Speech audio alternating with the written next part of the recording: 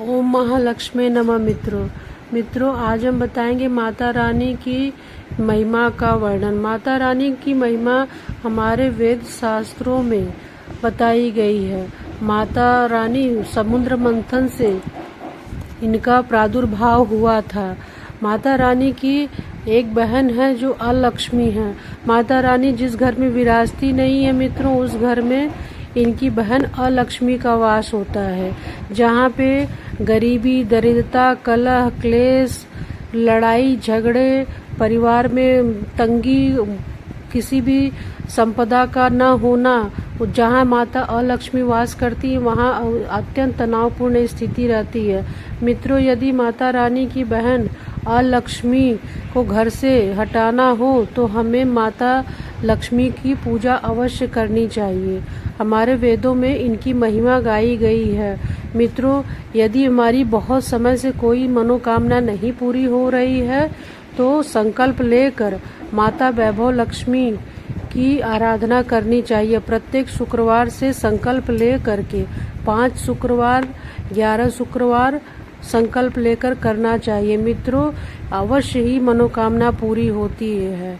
हमारे हिंदू शास्त्रों में इन्हें धन की देवी बताया गया है। ये अत्यंत ही मित्रों दयालु हैं, परम दयालु हैं। इनके शरण में हम जाते हैं तो ये हमें तुरंत ही मनचाहा वरदान देती हैं, क्योंकि ये हमारे कर्मों को नहीं देखती हैं, हमारे भाव को नहीं देखती। अगर हम इनके शरण में थोड़ा सा भी सर झुका लेते हैं तो माता रानी सहज ही कृपा करती हैं। तो मित्रों, आज हम बताएंगे माता रानी का आवाहन की। मित्रों, शुक्रवार के दिन प्रातः काल उठ करके इनका पूजन करने से अति लाभ प्राप्त होता है। तो सुबह मित्रों हमें उठ करके मंदिर की सफाई करनी चाहिए तथा स्नान ध्यान करना चाहिए। स्वच्छ कपड़े अवश्य पहनने चाहिए। उसके बाद माता रानी का पूजन करना चाहिए। माता रानी को लाल रंग बहुत ही पसंद है मित्रों, इसीलिए हमें लाल रंग का उपयोग अवश्य करना चाहिए। एक पाटा लेकर के उस पर लाल रंग का वस्त्र बिछाना चाहिए।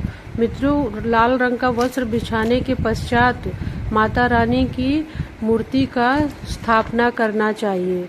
उसके बाद मित्रों माता रानी का षोडशोपचार विधि से पूजन करना चाहिए, जिसमें हमें पंचामृत, कुमकुम, हल्दी, पुष्प, मिष्ठान, भोग आदि की आवश्यकता पड़ती है। मित्रों, यदि हम इन सब विधि से पूजन करते हैं तो माता रानी अवश्य ही प्रसन्न होती हैं।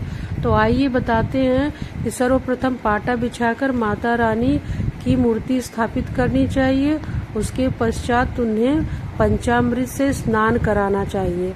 स्नान कराने के बाद मित्रों उन्हें शुद्ध जल से शुद्धिकरण करना चाहिए। तत्पश्चात उनका हल्दी, कुमकुम, चंदन आदि से उनका लेपन करना चाहिए, उन्हें तिलक लगाना चाहिए। उसके पश्चात मित्रों अक्षत वारना चाहिए। उसके बाद पुष्प और दीपक घी का जलाना चाहिए। इससे माता रानी तुरंत ही प्रसन्न होती है। घी का दीपक अवश्य होना चाहिए मित्रों। दीपक गाय के घी का होना चाहिए।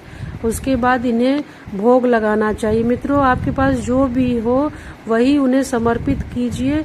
देखिए माता रानी आपके भंडारे भरने लगेंगी। यदि आपके घर में तंगी है, आप भोग नहीं चढ़ा सकते, आप पैसे नहीं खर्च कर सकते, तो आप उन्हें सादा चीनी का भोग लगा दीजिए। मित्रों, चीनी का भोग लगा दीजिए। कोई फल है तो ठीक है, नहीं तो जो आपके पास है श्रद्धा पूर्वक वही माता रानी को समर्पित कीजिए। माता रानी अत्यंत ही दयालु है मित्रों, वो तुरंत ही आपको आशीर्वाद देंगी। मित्रों, आप माता रानी का पूजन हर शुक्रवार करिए। माता वैभव लक्ष्मी का संकल्प लेकर व्रत करिए, निश्चित ही आपकी मनवांछित फल पूरा होगा। मित्रों, कलयुग में जीवन अत्यंत ही दुखमय हो गया है। हर मनुष्य परेशान है, उसको संकटों का निजात नहीं मिल रहा है। तो माता रानी की पूजा मित्रों अत्यंत ही लाभकारी और फलदायी है, जिससे जीवन सुखमय हो सकता है, हो जाएगा। इसीलिए मित्रों हमें विधि विधान से माता रानी की पूजा अवश्य करना चाहिए। उसके पश्चात उनकी आरती करनी चाहिए और उसके बाद थोड़ा सा गाय के उपले पे गोबर पे घी का हवन अवश्य करना चाहिए। इससे माँ लक्ष्मी का आवाहन होता है। माता लक्ष्मी स्वयं चल करके आती हैं और प्रसन्न होती हैं माता रानी। जरूर करिए मित्रों, क्योंकि ये आजमाया हुआ है। माता रानी के शरण में भावपूर्वक जाने से कोई भी मनुष्य निराश नहीं होता है। उसके घर में समृद्धि का वास अवश्य होता है। जो महिलाएं घर की नियमित रूप से माता रानी की आशीर्वाद लेती हैं, उन्हें उनका आस्था से उनका पूजा करती हैं, तो उनकी मनोकामना अवश्य पूरी होती है। जय महालक्ष्मी।